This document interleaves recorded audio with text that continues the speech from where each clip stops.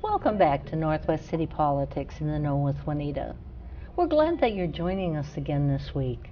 We're particularly glad for people like you that are interested in the issues that are happening in our communities. Because it is important for good government for the city staff and the council and the mayors to have people that interact with them and let them know how they're feeling on the issues that our cities are dealing with. This month, during October, it is leading up to an election. One of our cities, Golden Valley, will be electing a new mayor and will be electing 2 city council people. So we'll be bringing candidates to you that will give you some ideas on how they feel and a little bit about their background, so it'll help you in making up your mind on who you should vote for. And we particularly encourage you to take the time to vote. If you haven't registered already, go ahead and check the Minnesota Secretary of State site, and there's lots of information that will help you do that. But we're very happy tonight to have on 3 people that are running for the Golden Valley City Council. We'll have Andy Schüler, and Carol Berry and Joanie Clausen. So we're very glad to have them taking time out of what I know is a very busy time to share their thoughts and their ideas with you. Now, tonight what we'll be doing is each one of them in turn will be telling you a little bit about themselves, their background, and how that's prepared them to be on the city council. And then there's a number of issues that I took off of various websites of the people running, but issues for them to think about and decide which ones they'd like to talk about or let you know.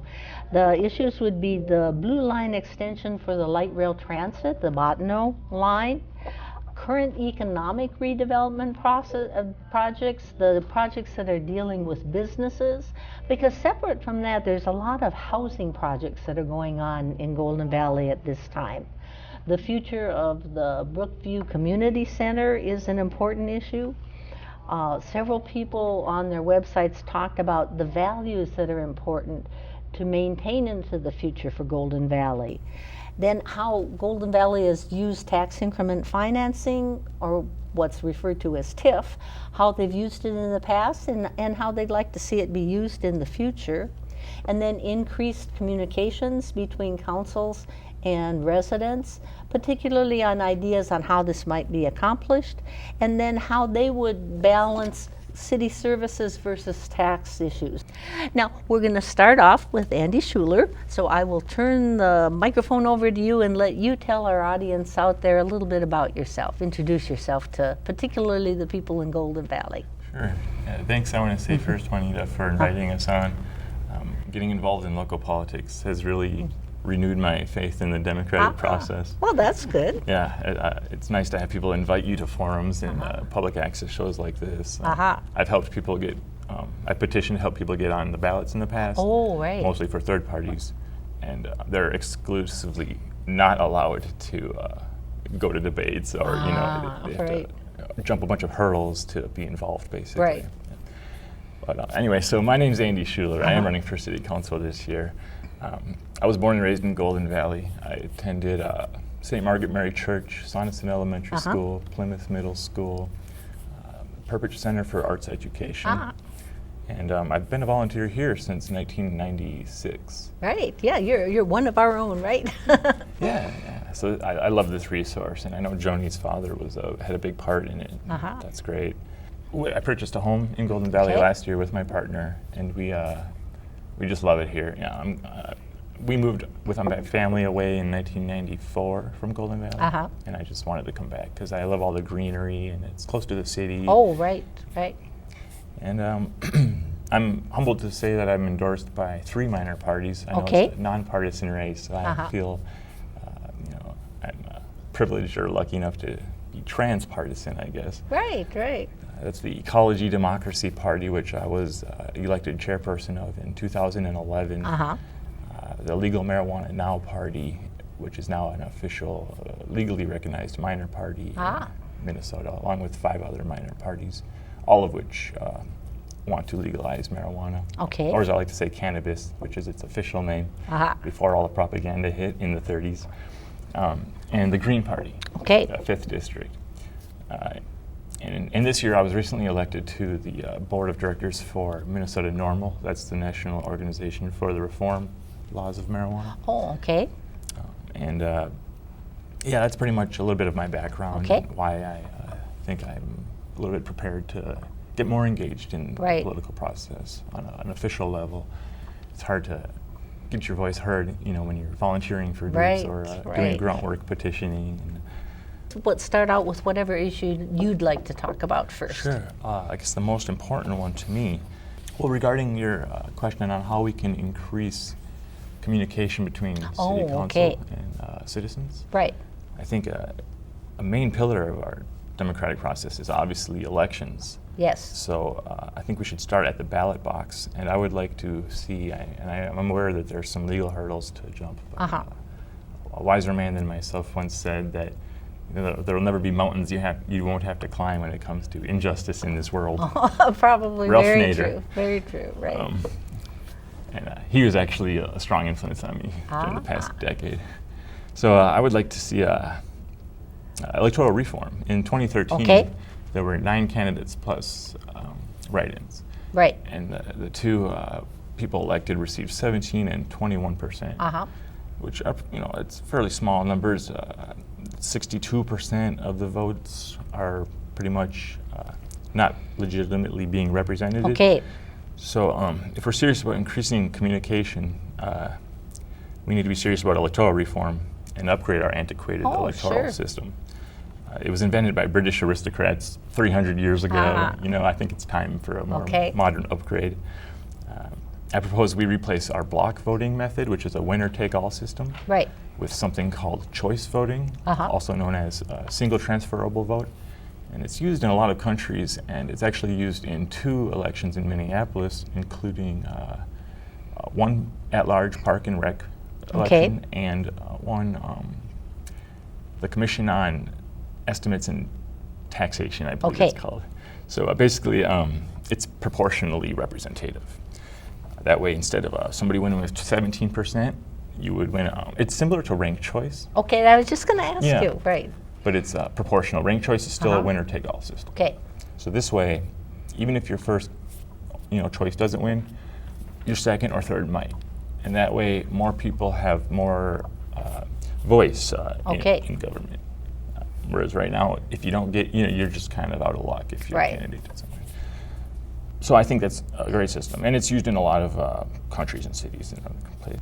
Because like right now, the only incentive for candidates to win is to get 20%, 30%. Right. There's not really an incentive to, 80% are pretty much ignored. They can be ignored. Right, under our current system. Yeah, which I think makes it broken. So that's a big thing. I want a proportionally representative electoral system put into Golden Valley elections. I think that would be excellent, and it would make us a leader. I think because it is proportional systems are new in this country. They're used in 80% of the representative governments around the world. The only people who use winner-take-all systems are the former British colonies. So that's why it's aristocratic, because it's us, England. Australia is moving towards proportional. They're using that choice system that I would like to see, and India, and they're moving towards a multi-party system, proportional system. How would it be different from what Minneapolis did with their last one? Because I'm not familiar with proportional a lot. What would be the differences? Well, they established ranked choice voting. Right. So. In any of the elections where there's districts, it's winner take all because there's only one seat for that district. Okay. But in the 2 elections that I mentioned earlier, those are at large. So there's in Golden Valley, for example, there's 4 seats. Right. So ideally, we would elect all 4 candidates in one election, and hopefully it would be an even year instead of an odd year, because that would increase turnout. Right. And if a candidate reached 25%, which would be the threshold, there's 4 seats. You want to get 100% of the vote. Oh, okay, all right. Oh, that makes sense. And if they get more than 25%, that goes to your second choice. And then okay, all right. Does that make sense? Yeah, no, that makes sense. Okay. And I wasn't real familiar with it. Okay, now I want to make sure that you have enough time so that you can tell people out there why they should vote for you. Sure. I got a lot to say, but I'm going to let you guys speak too. I considered following my father's footsteps. He was a fireman for 20 years in Golden Valley, a volunteer firefighter.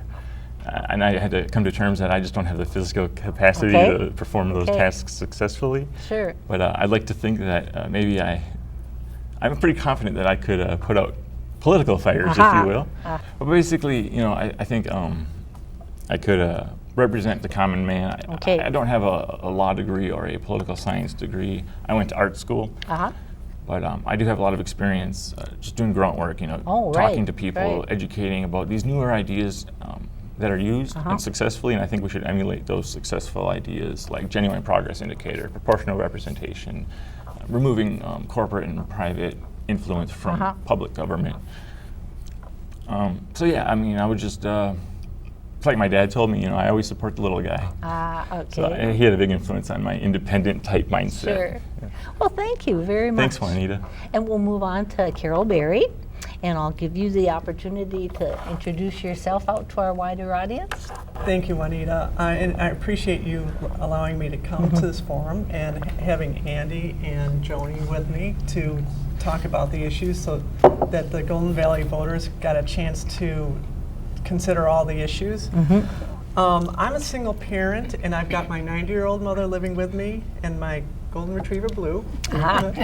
And I feel that I understand some of the issues that Golden Valley voters have to deal with, especially having a 90-year-old mother with me. I put the compression stockings on in the morning, take them off at night. I have met some of her friends on a weekly basis, and one of the major issues that seniors deal with is, the getting the essential things like food, medicine, housing. I believe that my educational background is helpful as a city council member. I'm a chemical engineer, I'm an electrical engineer, I'm an attorney. I've practiced environmental law on civilly and criminally. I've also practiced in corporate law firm, law practice, and at Medtronic as a patent attorney. So I think from that aspect, I should be fully qualified, but I don't think anyone needs a degree to be qualified to make the right choices, because I've met loads of people with great credentials and some of their common sense is lacking. So I think I think anyone can do a great service. Sure. I think one of the reasons I'm running for city council is because I think we can improve listening to people.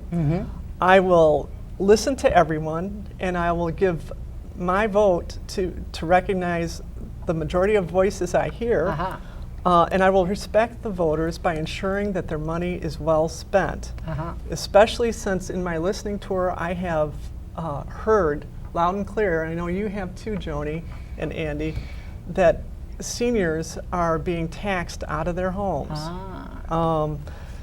So I would like to see that we hold the line on costs, and finances are a big thing for me. One of the things that I found in Golden Valley during my listening tour is that Golden Valley has a serious problem with finances. We've got, compared to Plymouth, we've got $70 million in debt, and they've got $10 million. We've been downgraded by Moody's from AAA to AA, and Plymouth has retained its AAA standing. The problem is that we in Golden Valley made the choice to replace all the roads instead of doing it in the fashion that Plymouth did, where the roads are selectively replaced. And that has created a lot of debt. That's a problem. We need to deal with it. Now, there are those on the council that I know they like to build things, and it's good to build, but we have to be realistic. The finances, when you're sitting at your kitchen table, you're doing your own finances for the home, all of us know you can't spend more than you make. Okay. Now, one of the things, the Brookview Community Center, that's a big issue. Oh, right. I've gone over there. That facility has tennis courts and a golf course. The problem is that handicapped individuals cannot take advantage of to its full ability. Sure. And I was listening to NPR this weekend, and they said that 18% of the people in the United States are handicapped. That's the largest minority in the United States. And the next largest minority is 14% African Americans. And now, we haven't renovated Brookview because as soon as you start to renovate it, it has to comply with the American Disability Act. Oh, right. And you know, it's in such a state of disrepair. All of our residents should have the ability to enjoy the Brookview Community Center.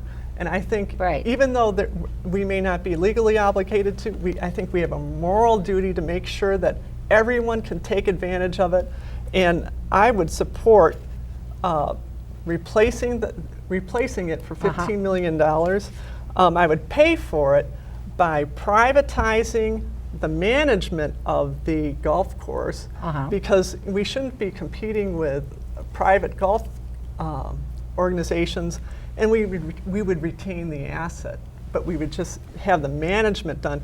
We would take off our profit from the top, the management company gets the rest, and we would gradually pay for it in that respect. The other issue that I think is important is something happened with the light rail that's going through the nature preserve area. New information that has not been addressed, and it's going to substantially increase the costs of placing the light rail through the nature preserve area. Now, I think that the one thing that we should do is we still have the other option on the table, which is Plymouth.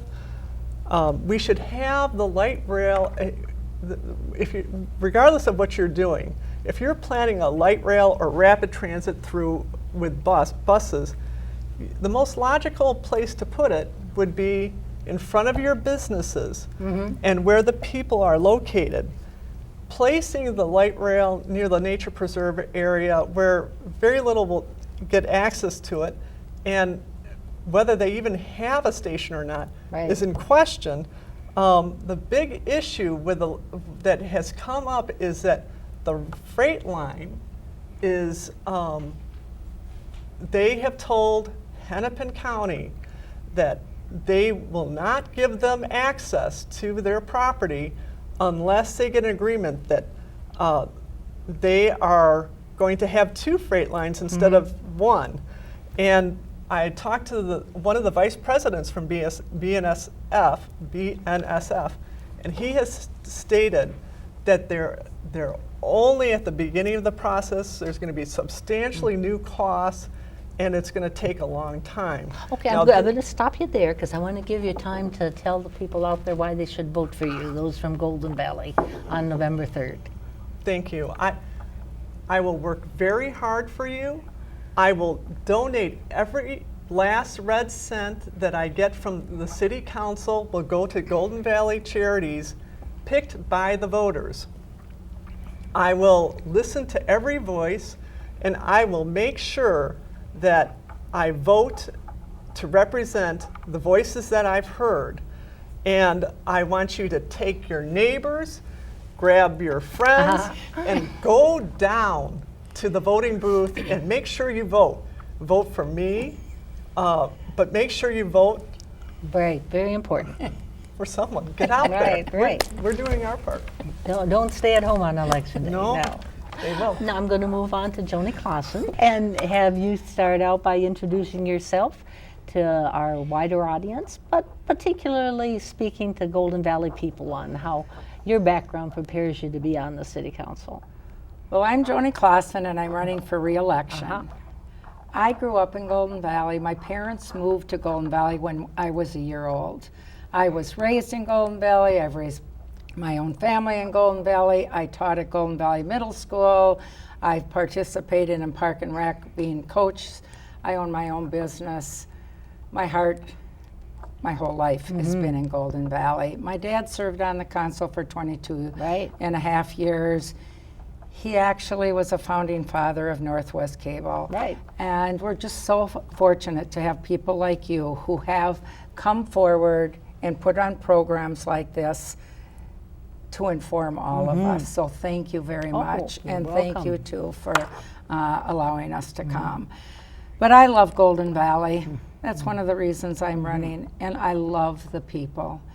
That has been the most rewarding part of my job on the city council. It's been challenging. To be honest, there's times I'm like wondering, what did I sign up for? But the next day I'm out, ding dong, vote for me. Because I have learned so much in the last 4 years. That's really why I'm running. Because the first 2 years you're learning. Definitely. And now I'm still learning, but I'm also applying. And I really think I can be a much more effective council member. I love the residents, and I'm proud to say that I have really communicated, and I have been the voice at City Hall for our residents. And I think they need me there, so that's why I'm running. Okay. Because it is a lot of work. Oh, definitely. It is. Now, some of the issues that are important. Biggest issue for me is our debt in relationship to taking care of our city, our infrastructure, our roads. We do have $72 million of debt, just like Carol said, and it's due to the pavement management. But that was done before I got on the council. We have 11 miles left, and I feel very strongly that we finish those roads the same as what we've done the last roads. Our residents pay 20 to 30% of the cost. The city pays the rest. They're 50-year roads. Let's say we do 20-year roads. They're not getting the same as we have received. So I think it's very important that we continue that program until it's finished. But when that's finished, we will have to maintain and take care of those roads to get the wear out, lifetime wear out of those. We need to prioritize. We really need to decide what is important. We need to start paying down this debt. And just like our own budgets, we have to watch what we spend. But this is on a much bigger level. So we really have to start prioritizing, decide what is important. Because I don't want to see us tie our hands where we don't have any money to take care of. We have our buildings, our police, our fire, our roads, our parks. I mean, there's so much to take care of, and we need to maintain those. We've had a lot of building. Oh, yes, you have. And redevelopment. We have to be careful with that, because with every redevelopment that comes, it costs the city money, improvements to sidewalks, curbs, lighting. And so we have to be smart when we come to development. And so if we don't start addressing it, we're going to be in big trouble. And so that's really my main, is starting to pay down that debt. And because it's just going to keep climbing. And we have ways, with paying off our bonds and whatever, but with something that goes away, there's always something that comes forward new. So that's my biggest issue. The other issue I want to address is Botno. That's going to be a huge decision coming up. And in February, they're going to come with a municipal consent vote. Now, as hard as this is, my vote did push Botno through. I voted against that originally. Yeah, I remember that. And the reason I voted, I'm not happy about the location. But after 6 months of research, I realized we weren't going to have much say on the city level where it was going. I thought at first it should go down Penn, because the neighborhoods in North Minneapolis, 1 out of 4 people, that they don't have cars. Right. And they could really be serviced. If they wanted to come in Golden Valley, I thought it should go down 55 where it could service our Right, people. right. But we had no choice. Right. And I realized we need to be at the table to get the best job we can for Golden Valley. I put up a lot of grief. I mean, I got some really nasty emails. I have to I sell bet. my house because of you. But it was the right decision to make. I truly believe that. We need to be at the table. We need to get our questions answered. This municipal consent vote, that's our bargaining chip. Oh, right. And right. they don't want to come until maybe next summer or spring with the environmental impact statement. Well, how do you ask us to vote in February when we don't have all the paperwork in front of us? Right. And that really concerns me, because if they want us to do on good faith, I look at the Southwest and I'm like, oh, I don't know. You know, I want to see up front what this is going to involve. The railroads, that is a big concern. Right. And why this is coming up now, you know, why was this not secured from the very beginning, that track, you know? But those are big concerns. Right. And so in that municipal consent, for me, I want to see, if I'm on the council, I want to see all the paperwork before I make my final vote. Right, right. And I would like to do one real quick, and that's Brookview. We Okay, cannot afford a $38 million facility. There are people out there that are still pushing for the big, you know, we can't afford it. And I'm not going to, if I'm on the council, I'm not putting our city in that jeopardy. We need to do something at Brookview. Just like Carol said, we had spinal bifida group over at Brookview. They were not able to use the restrooms. Oh, right. They need to be enlarged, improved. A wheelchair went over in the front. Okay, now I'm going to stop Okay. you where you're at, because I want you to be sure to make the point out to their audience in Golden Valley why they should vote for you. Golden Valley should vote for me because I am your voice at City Hall. I take my job serious. I work for the residents. It's important we have a collaborative effort between residents, City Hall, and the council. And I am a team player. I love Golden Valley. I have so much invested. I really work hard for common sense solutions to our problems.